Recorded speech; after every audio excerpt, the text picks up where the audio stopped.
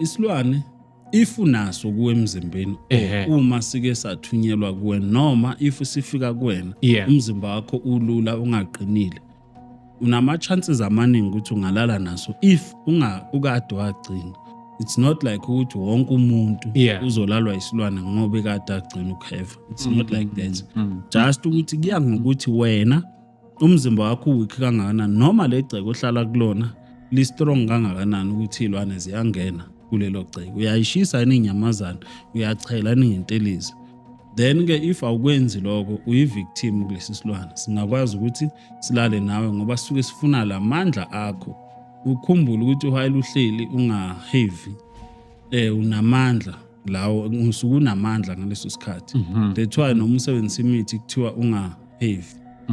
Noma uzothandaza uyofasta akumelanga uheve ngobani kunamandla uNkulunkulu asuke siphe wona while ungayenzi ucansi kunamandla osuke wa receive each and every day ngoba usuke ungazenzi ungayibandakanye nezinto ezibhedayo. So lesi silwana bese sithola le chance ukuthi lo unalamandla suke sizosakha lamandla ukuthi siwasebenze then wena bese sikushiya nezinkinga ke lezi kade